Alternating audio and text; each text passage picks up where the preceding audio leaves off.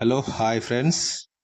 ఈరోజు మనం ప్రభుత్వం ప్రవేశపెట్టినటువంటి చేయూత పథకం గురించి, వికలాంగులకు చేయూత పథకంలో వాళ్ళకు ఉన్నటువంటి అర్హతను గురించి, వాళ్ళకు ఎంత పర్సంటేజ్ ఉంటే చేయూత పథకంలో పెన్షన్ గురించి దరఖాస్తు చేసుకోవాలో దాని గురించి మనం ఈరోజు తెలుసుకుందాం. చూడండి, వికలాంగులు కావాల్సిన పత్రాలు అంటే వాళ్ళకు దరఖాస్తు చేసుకోవడానికి కావాల్సిన పత్రాలు అంటే ఒక వికలాంగుడు తను వికలాంగుడు అని నిరూపించుకోవడానికి కావాల్సిన పత్రాలు అన్నమాట. ఫస్ట్ అతనికి కావాల్సినవి సదరం సర్టిఫికేట్ అనేది మనము మీ సేవలో అప్లికేషన్ చేసుకోవాల్సి ఉంటుంది. దాన్ని స్లాట్ ద్వారా బుక్ చేసుకున్నప్పుడు, మీ సేవకి వెళ్ళి స్లాట్ బుక్ చేసుకున్నప్పుడు అక్కడ నుండి మనకు డాక్టర్ నుంచి ఏ ఏరియా హాస్పిటల్కి మనం ఎంచుకుంటామో ఆ ఏరియా హాస్పిటల్ నుంచి మనకు కాల్ వస్తుందన్నమాట. కాల్ లేకపోతే SMS రూపంలో మనకు ఇస్తారనమాట. ఆ SMS లో ఏ డేట్ నాడు ఇస్తారో మనం ఆ డేట్ నాడు హాస్పిటల్కి వెళ్ళి మనము దానికి కావాల్సిన మన మెడికల్ సర్టిఫికేట్లను అన్నింటినీ తీసుకుపోయి అక్కడ మనకు పరీక్షించేటువంటి డాక్టర్కి స్పెషలిస్టు చూస్తారనమాట. మనకు ఏ సమస్య ఉంది, హెల్త్ ఇష్యూస్, ఎలాంటి హెల్త్ ఇష్యూస్ ఉన్నాయి, మనకు ఎంతవరకు హెల్త్ ఇష్యూస్ ఇబ్బందికరంగా ఉంది, నడవడానికి కానీ కాళ్ళు కానీ చేతి కానీ ఎలా ఉన్నాయి అనేది అంతా పరీక్షించిన తర్వాత మనకు ఒక దివ్యాంగుల సర్టిఫికేట్కు వాళ్ళు జనరేట్ చేస్తారనమాట. మనకు కంపల్సరీగా ఆ దరఖాస్తు సదరం సర్టిఫికేట్లో 40% అబోవ్ అంటే 40% నుండి పైన పర్సంటేజ్ ఉంటేనే మనకు పెన్షన్కి అర్హత అనేది సాధిస్తానమాట. 40% నుండి ఎక్కువ పర్సంటేజ్ అనేది మనకు ఉండాలి. తక్కువ ఉన్నా పర్వాలేదు, కాకపోతే తక్కువ ఉన్న వాళ్ళకి ఈ చేయూత పథకంలో పెన్షన్కి దరఖాస్తు చేసుకోవడానికి అర్హులు కారు. 40% అబోవ్ ఉంటేనే అర్హత సాధిస్తారు. అలాగే మనకు డాక్టరు వికలాంగుల సదరం సర్టిఫికేట్ ఇచ్చేటప్పుడు 40% అబోవ్ ఉంటే మనకు సదరం సర్టిఫికేట్ ద్వారా మనము చేయూత పెన్షన్లో మనము అప్లై చేసుకోవడానికి, దరఖాస్తు చేసుకోవడానికి అర్హులుగా పరిగణించబడుతుంది. అదేవిధంగా ఇప్పుడు తెలంగాణ ప్రభుత్వం పెన్షన్ కోసం దరఖాస్తులో ఆహ్వానిస్తుందన్నమాట. ఆ ఆహ్వానం ఇప్పుడు బాగా ఎక్కువగా నడుస్తుంది. ఎందుకనంటే ఇప్పుడు చాలా మంది ఈ వికలాంగులు కానివ్వండి, చాలా మంది ఈ పెన్షన్ గురించి అప్లై చేసుకుంటున్నారు, దరఖాస్తు చేసుకుంటున్నారు.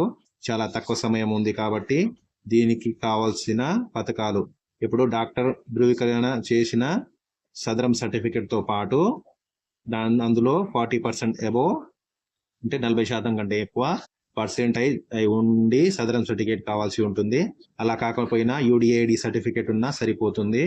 అందులో కూడా 40% కంటే ఎక్కువనే ఉండాలి, తక్కువ ఉంటే కుదరదు. అదేవిధంగా మనకు అప్లై చేసుకోవడానికి ఆధార్ కార్డ్ ఉండాలి, పాస్పోర్ట్ సైజ్ ఫోటో ఉండాలి, ఇన్కమ్ సర్టిఫికేట్ ఉండాలి. ఇన్కమ్ సర్టిఫికేట్ అంటే మనకు మన ఆదాయ ధృవీకరణ పత్రం అన్నమాట. అది మీ సేవలో ఆన్లైన్ చేసుకుంటే, అప్లై చేసుకుంటే వస్తుంది. అందులో కనీసం మనకు ఆదాయం అనేది విలేజెస్ అంటే గ్రామాల్లో అయితే ఉన్న వాళ్లకు 1,50,000, అదేవిధంగా పట్టణ ప్రాంతాల్లో ఉన్న వాళ్ళకైతే 2 లక్షలుగా ప్రభుత్వం నిర్ణయించడం జరిగింది. అదే మనం నివాస పత్రము అది కూడా మనము మీ సేవ నుంచి అప్లై చేసుకొని తీసుకోవాలి. అదేవిధంగా మనకు బ్యాంక్ అకౌంట్ పాస్బుక్ జిరాక్స్ కావాల్సి ఉంటుంది. అదేవిధంగా సదరం సర్టిఫికేట్ 40% అబోవ్ ఉన్న సదరం సర్టిఫికేట్, డాక్టర్ ఇచ్చిన సర్టిఫికేట్ కావాల్సి ఉంటుంది. అదేవిధంగా UDAID కార్డు ఉన్నా సరిపోతుంది అనమాట. ఏదైనా మనకు డాక్టర్ స్పెషలిస్ట్లో అందించిన పత్రమే కాబట్టి ఆ రెండిట్లో ఏదున్నా మనకు అప్లికేషన్ చేసుకోవడానికి ఉపయోగపడుతుంది అనమాట. అదేవిధంగా రేషన్ కార్డు అంటే ఆహార భద్రతా కార్డు కంపల్సరీగా ఉండాలి.